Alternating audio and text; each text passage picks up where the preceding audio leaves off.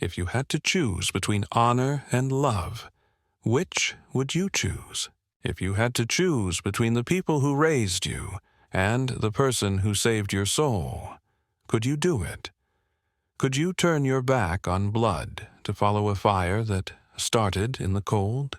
Most folks believe the frontier only killed the weak, but I've seen it kill the strong too, not with bullets, not with wolves, but with silence and choices that break you in half. Her name was Charlotte Granger. I remember the first time I saw her, alone on a buckboard wagon with a black veil fluttering in the wind, riding into the teeth of a Dakota winter like she had nothing left to lose. She didn't wave. She didn't speak. She just rode past the last homestead before the wilderness swallowed her whole. They called her the Widow Granger, sheriff's daughter, soldier's wife, ghost of her own story. But no one knew why she'd left in winter. No one knew she had buried more than a husband. No one saw the bruise under her glove, the letter she never mailed, the ring she pulled from her finger and dropped into the fire before she left. No one saw her cry, not even the cold. The trail was white and endless. The sun, a dying coin in the sky. The horses stumbled in the snow. The axles groaned, and the wind, God, the wind, it howled like it had secrets to tell. And Charlotte didn't flinch, not once. She wasn't running. She was escaping. There's a difference. See, folks think the sheriff's daughter must be soft, must be raised on apple pie and hymn books, but not Charlotte. She'd grown up with the sound of gun oil on her daddy's hands. She'd seen men hang for less than a stolen horse. And when she was 15, she stitched up a bullet wound on a deputy's leg with shaking fingers and a needle from her mama's basket. Honor was in her blood, but so was fire. That winter, it was honor that kept her moving, but it was something else that made her stay when the trail ended. On the third night, her left wheel cracked on a rock hidden beneath the snow. The horses panicked, the lantern went out, and Charlotte, wrapped in layers of black and grief, fell to her knees beside the shattered spokes and laughed. Not because it was funny, because it was over. There's a kind of laughter that sounds like crying when no one's around to hear. The kind that comes from a chest so hollow it echoes. She sat there in the snow for what might have been minutes, might have been hours, holding the cold like it was a friend. That's when she heard the voice, low, steady, like a drum beat in the dark. You'll freeze if you don't move. She turned, hand on the pistol hidden in her coat. But he was already standing in the edge of the trees, tall and quiet and wrapped in a coat made of shadows. A rifle slung over his shoulder, hair like black smoke tied back in a leather cord, eyes the color of melted bark, and a scar cutting down from temple to jaw that didn't flinch, even in the cold. His name was Elias Crow, half Shoshone, half outlaw. No one knew which half was more dangerous. The town whispered his name like a curse. They said he rode with horse thieves, that he once slit a man's throat in his sleep, that he vanished into the trees and reappeared like a ghost where blood had been spilled. But in that moment, Charlotte didn't see the stories. She saw a man offering a hand instead of a bullet, and for the first time since burying her husband, she took it. His cabin was a mile off the trail, hidden behind a curtain of pine and snow. No smoke from the chimney, no light from the window. But it was warm inside, barely. A fire in the hearth, some dried meat, and silence thick enough to drown in. They didn't speak much that first night. She didn't tell him her name. He didn't ask, but he handed her a blanket, gave her the bed, sat in the corner sharpening a knife that already looked sharp enough to cut through bone. and Charlotte watched him from the shadows, heart pounding louder than the storm outside. She should have felt afraid. She didn't. She should have felt shame. But it had died the moment she left her father's house. Outside, the wind screamed against the door. Inside, something else stirred. Quiet. Forbidden. Not lust, not yet. Just the first flicker of something warm, trying to survive in a woman nearly frozen from the inside out. Charlotte didn't sleep. Not because of him. Because of what she felt with him. The silence was no longer empty. It was shared, and in the firelight, she realized something she hadn't dared to believe. She didn't want to die out here. Not yet, because something in that scarred stranger's presence made her feel seen. Not as a widow. Not as the sheriff's daughter, but as a woman whose story hadn't ended, just shifted paths. And the path she was now on wasn't meant to lead back. If the only person who made you feel alive was the one you were raised to hate, what would you do? They say winter strips away what doesn't belong. Crops, animals, weak men, weak promises. But it also strips away masks. By the fourth night in Elias's cabin, the silence between them had stopped being empty. It had a rhythm, a shape, the kind of quiet where every breath feels like it might say more than words ever could. And I remember thinking, maybe that's how real love begins. Not with confessions, not with stolen kisses, but with two people who've both suffered enough to stop pretending. Charlotte still hadn't told him her name. She hadn't told him that her father was the most feared lawman east of the Rockies, or that she was supposed to be in mourning for a man whose hands never brought her comfort. Only bruises and blame. No, she didn't say a word, but Elias saw it all anyway. He never asked questions, just watched. And when her hands shook pouring the coffee, he handed her his cup. When her shoulders tensed at the sound of howling wolves, he threw another log on the fire. Not because she needed him, but because he understood. Sometimes the greatest kindness is letting someone feel strong when they're falling apart. He showed her how to set traps for snow hare, how to skin and salt meat, how to read the sky like it was a calendar.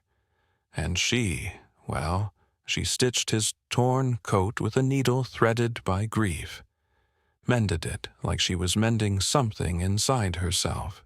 Days passed, then weeks. Snow buried the trail. The horses grew restless. The cabin became a world all its own, cut off from every oath and expectation she'd ever known. And in that quiet, Charlotte began to feel again. Feel the ache in her bones when Elias stepped near. Feel the flicker of warmth when his hand brushed hers, even through gloves. Feel the betrayal of her own body when she caught herself watching the way his mouth moved when he spoke. And yet, he never touched her. Not once. It was her that crossed the room one night, heart thudding like hooves across dry earth. She stood beside his chair by the fire, hands trembling like a leaf caught between seasons. And still, he didn't move, didn't reach, didn't assume. "I shouldn't be here," she whispered. "Not like this."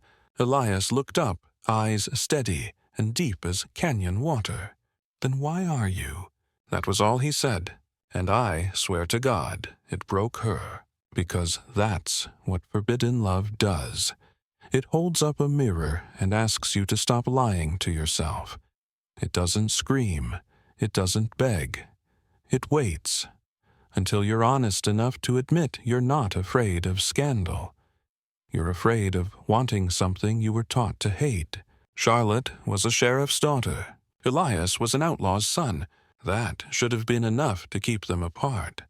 But snow has a way of leveling people, and when the world turns white and everything you knew gets buried, all that's left is truth.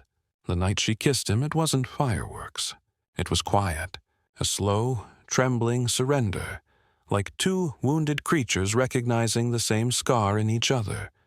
Her lips were cold, his hands were rough, and when they finally leaned into each other, it wasn't passion that consumed them. It was mercy, and yet the world has a cruel way of reminding you it still exists. 3 days later, Charlotte heard the sound she'd been dreading, a distant crack of a rifle echoed by the wind, then hoofbeats. 4, maybe 5, men, moving fast. She bolted upright from the table, panicked. Elias met her eyes. "Someone's coming," he said. "It's my father." She said it before she even meant to. The words came like blood from an open wound, and just like that, the fire between them flickered. Her father, Sheriff Abraham Granger, the man who shot Elias's cousin in the back, the man who jailed every half-blood, every drifter, every shadow that looked like a threat to his town's order. Charlotte turned to Elias, chest heaving. "He doesn't know I'm here, but he's looking for me." Elias didn't yell, didn't ask her to choose. He just walked to the gun rack, slid the rifle from its hook, and checked the chamber.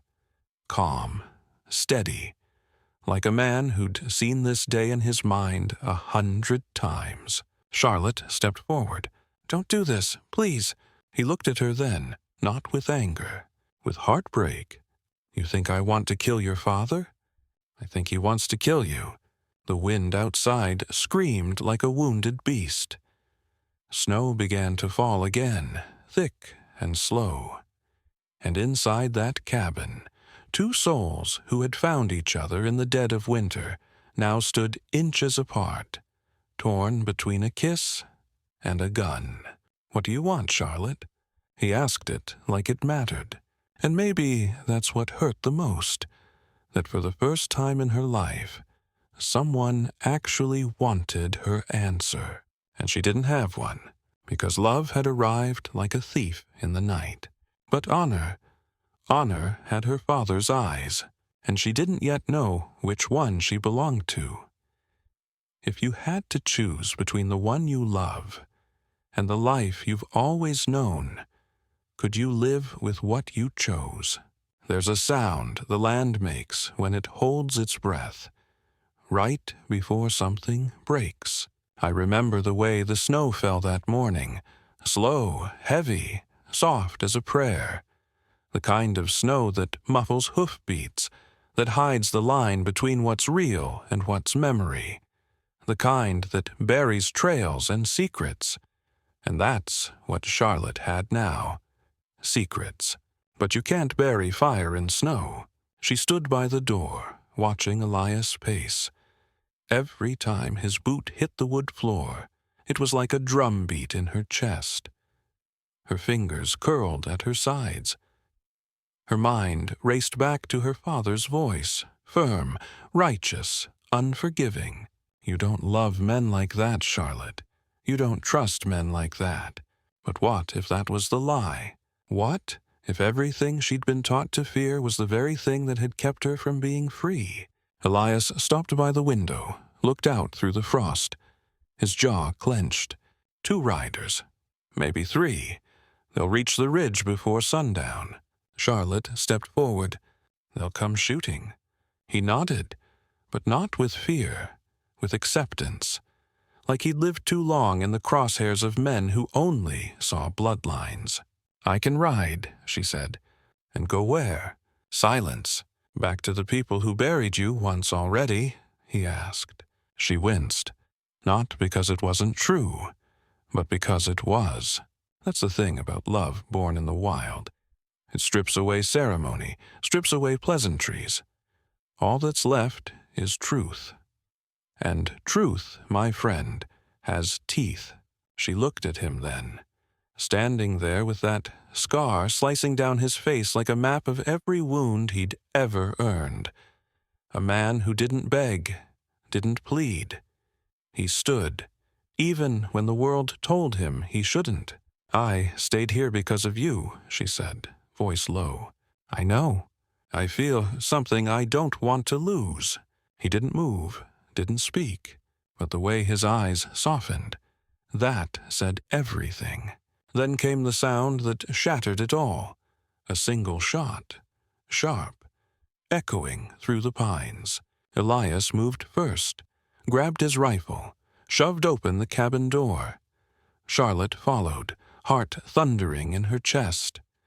The snowstorm had eased, but the world felt heavier, like something had shifted. At the tree line, two figures on horseback. One held a rifle, pointed skyward. A signal. They were here. Elias didn't hesitate.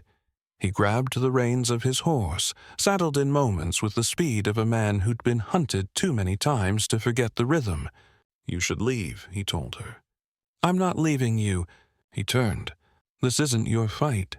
It became mine the moment I stopped running. The look they shared in that moment. God help me, I still remember it. Not fear, not regret. Resolve. Like two people who knew that love might not save them, but it would damn sure define them. They rode hard into the trees side by side. The wind bit their faces, the snow crunching beneath hooves. Elias knew the land better than any man alive. He cut through the trees like a ghost. Charlotte right behind him, her fingers clutching the reins like they were the last thread tying her to life. Behind them, the posse advanced. 4 men now. She saw her father's shape in the lead, broad shoulders, the wide-brimmed hat that had cast a shadow over her whole childhood, his badge glinting even in the gray light. And still she rode, because when you love a man the world wants dead, you don't get to stop at fear. You go past it. You choose it.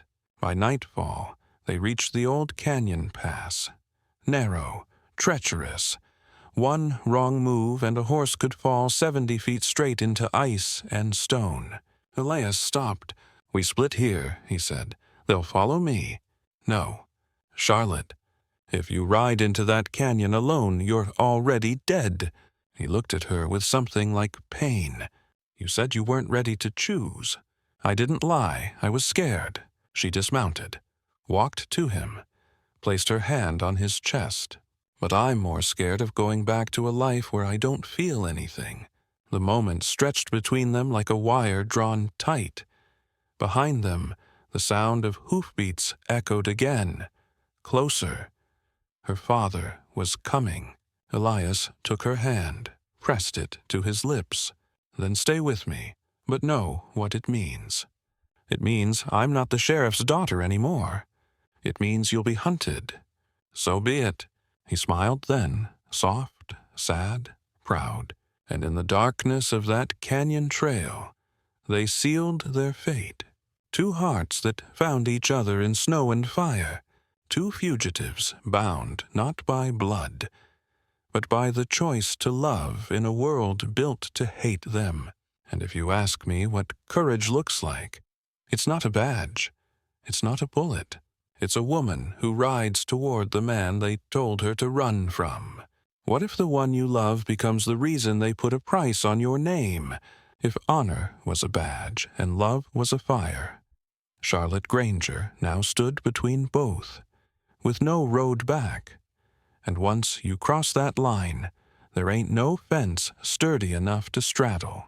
The canyon air bit sharp that night, the kind that scrapes your lungs with every breath, like winter itself wants to punish you for being alive. But they rode anyway. No words, just glances, just the trust that only comes when 2 people have nothing left to give but each other. By dawn, the snow had stopped, but the cold settled deeper. They made camp in the basin near Devil's Hollow, a hidden crease in the earth, where even the wind didn't dare whisper. Elias built the fire. Charlotte gathered dry brush with fingers that stung beneath her gloves, and for a while they didn't speak. Maybe because words would make it real. Because when love turns you into a fugitive, silence starts to sound a lot like survival. But peace never stays long out here. Around midday, the crunch of boots broke the quiet. Just one set. Charlotte turned fast, hand on the revolver Elias had given her. But she already knew who it was. She knew the gait, the weight, the chill that crept into her spine like a memory made of stone. Sheriff Abraham Granger, her father. He stepped into the clearing like a judge entering his own courtroom, gun at his hip, hat low, cold in his jaw. But the worst part, he didn't look surprised. He looked disappointed. "So it's true," he said, voice flat as dead soil. "My daughter rides with a killer." Charlotte stepped forward. Her hands shook. Not from the cold. "He's not who you think he is. And who is he? A half-blood? A ghost story? A man with blood on his boots and your scent on his skin?" She flinched. Elias stood up, slow, careful. He didn't reach for his gun. He just looked the man in the eyes. A man who'd hanged 12 men in 10 years. A man who once told Charlotte that mercy was a sin in the West. "You've come for me," Elias said. "I've come for her." That's when it happened. That split in Charlotte's heart, where family lived on one side and love burned on the other, and both were screaming. "You don't own me," she said. "I raised you," her father snapped. "I taught you to ride, to shoot, to pray. And this is how you repay me? With shame?" "No," she said, tears rising now, throat dry. "With truth." She turned to Elias. "Tell him." Elias stepped forward, eyes locked on the man who would sooner shoot than listen. "I didn't kill your deputy," he said. "I found him dying in the snow. I stayed, tried to stop the bleeding, left my coat over him and ran for help. He died in your coat, because yours wouldn't have been there." Silence fell like ash after a fire. The sheriff's fingers twitched at his hip. "So, I'm supposed to believe a story from a man who don't carry a name worth printing." "Believe what you want," Elias said. "But if you draw that iron, I won't be the one bleeding." Charlotte stepped between them. She didn't scream, didn't cry. She just stood there, between the man who gave her his name and the man who gave her something she never knew she needed: freedom. "If you kill him," she whispered, "you lose me." Her father looked at her, really looked. Maybe for the first time since she was a girl, riding alongside him in that dusty town, thinking his word was law and love was something that waited until after justice had been served. And now she was choosing a man with no last name over blood. Because sometimes blood doesn't mean family, and honor doesn't mean truth. "Then you're dead to me," the sheriff said. She nodded once, tears sliding silently down her cheeks. "Then let me die free."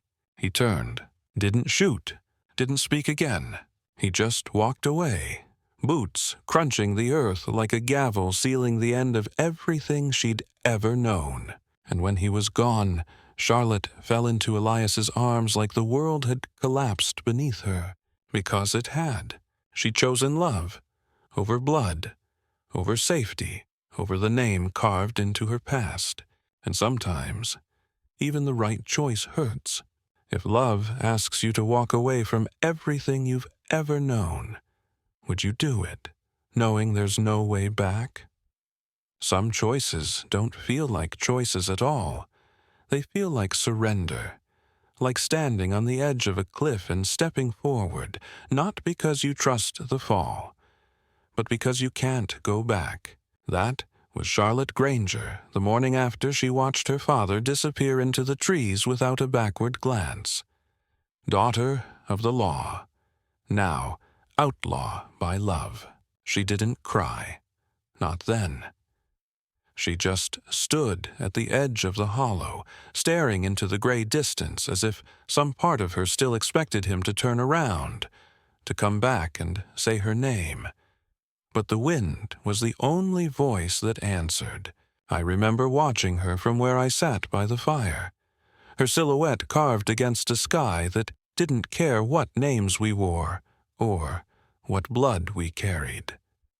Just a woman, alone in the cold, trying to find warmth in a world that punished the heart for wanting. Elias didn't speak that day, neither did she. Sometimes silence is the deepest grief there is. They rode south, left the pass behind. Snow still fell, but softer now, like the land was trying to forgive them for something. They followed no trail, just instinct, just the faint pull of something unspoken between them. By dusk, they reached the river bend, the one where the pines hang low and the banks are soft with moss, even in winter. Elias had hunted here as a boy, said the water ran clear even when everything else froze, said it was the one place that felt untouched. Maybe that's why he brought her there. They made a small fire, laid their coats on the stones, and for the first time in weeks, they breathed like they weren't being chased. But peace out here is always temporary. That night, under the stars, Charlotte asked the question neither of them had dared to speak. Where does this go? Elias stared at the flames for a long time, his face lit with gold and shadow. Then he said something I'll never forget. Love like ours doesn't go anywhere, Charlotte. It stays, even if the world tries to bury it. She reached for his hand, held it. No rings, no vows, just flesh and fire, and the fragile truth between them. I've lost everything, she said. No, he whispered. You chose everything. And maybe that's what made her fall for him all over again, not because he saved her, but because he saw her, even when she couldn't see herself. They slept that night, with the fire burning low, their bodies pressed close, not for warmth, but for belonging. The kind that doesn't come from marriage papers or last names, the kind you find once in a lifetime, if you're lucky, and if you're brave enough to take it when it shows up bleeding and broken at your door. But morning brought smoke, not from their fire, from the trees. Someone had followed them. Charlotte woke to the scent of burning pine. Elias was already on his feet, rifle in hand, eyes scanning the ridge. One man, he said, maybe two. Charlotte grabbed her revolver. Your father? He shook his head. Worse. They came fast. Shadows in the trees. Not lawmen, bounty hunters, wolves in human skin. One had a scar down his nose. The other had a grin that didn't belong in daylight. They didn't care about justice. Only the gold promised for Elias Crow's head. There was no warning, just the crack of a rifle. Elias pushed Charlotte down, rolled behind the stones. Gunfire roared through the clearing. Time blurred. Blood hit the snow. And when it was over, only one of them was still breathing. Charlotte crawled through the mud, hands torn, coat soaked. Elias was slumped against the tree, red blooming across his side. He was still alive, but barely. She pressed her hands to his wound, sobbing now, shaking, begging him to stay. Don't leave me, she whispered. I chose you. I chose you. He looked at her, eyes glassy, lips pale. Then let that choice mean something. She held him all the way through the night. Not as a widow, not as a fugitive, but as a woman who finally loved, even when it cost her everything. He didn't die that night, but a part of her did.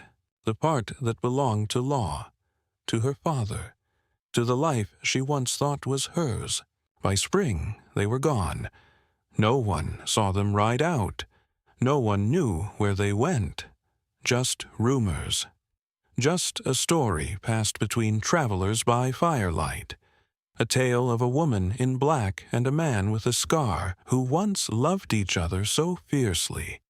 Even the land remembers. They call her Widow of the Winter Trail. But I don't think that's right. She didn't lose her love on that trail. She found it, held it, and chose it, when everything else said not to. So let me ask you one last time. If you had to choose between honor and love,